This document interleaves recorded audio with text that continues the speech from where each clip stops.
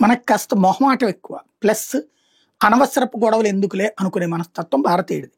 అదే ఫ్యాక్షనిస్టులకైనా, రౌడీయిజానికైనా, అరాచకవాదులకైనా, మతోన్మాదులకైనా ఉపయోగపడుతూ వచ్చింది. చూసి చూడనట్టు వదిలేయడం అన్నటువంటిది. పాకిస్తాన్ రెచ్చిపోవడానికి కారణం అదే. ఖైబర్ పఖ్తూనా మనలో కలుస్తానంటే నెహ్రూ ఆడికెళ్ళి మనం పరిపాలిస్తానులే పో అన్నారు. అది మీ దేశంగా మీరు ఉండండి అన్నాడు. చివరికి ఆ ఖైబర్ పఖ్తూనాని పాకిస్తాన్ ఆక్రమించుకుంది. బెలూచిస్తాన్ అనే దేశం భారత్లో కలుస్తానంటే మనకు వద్దులే, మాకు వద్దులే, మేము అక్కడికి వచ్చి పరిపాలించలేము అన్నాడు. అది కాస్త పాకిస్తాన్ లాగేసుకుంది. అట్లాగే జమ్మూ అండ్ కాశ్మీర్లో ఆ రాజుగారు కలుస్తానంటే ఐక్యరాజ్య సమితికి మేము కలుపుకోవచ్చా అని అడిగాడు. అది పెండింగ్లో ఉందని ఆగాడు. ఈలోపు అది మూడొంతుల జమ్మూ అండ్ కాశ్మీర్ని ఆక్రమించుకుంది. ఇదే పాకిస్తాన్కి ఫెర్చింగ్ అయింది. ఇప్పుడు పాకిస్తాన్ గ్రహించాల్సింది నెహ్రూ లేడు ఇక్కడ. నెహ్రూ వారసులు కూడా లేరు. వాళ్ళు అటు ఉన్నారు కానీ పరిపాలనలోకి వచ్చే పరిస్థితిలో లేరు. ఒకవేళ వచ్చినా ఏ సంకీర్ణం టైప్లోనే జరగాలి.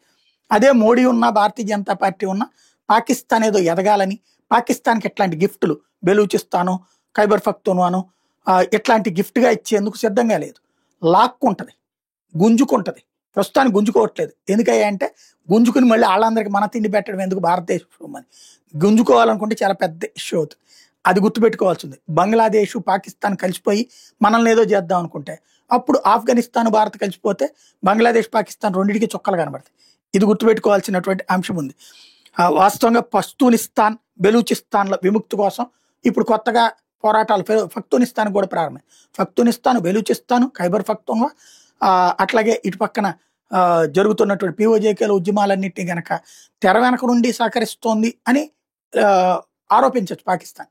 బట్ నిజంగా భారత్ సహకరించదలుచుకుంటే పాకిస్తాన్ మొక్క చెక్కలవుతుంది.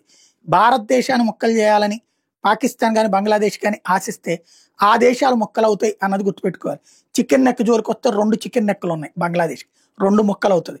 పాకిస్తాన్ ఆ బంగ్లాదేశ్ నమ్ముకుని మన జోలికి వస్తే 4 మొక్కలు అవుతుంది. ఇదే గుర్తుపెట్టుకోవాల్సింది.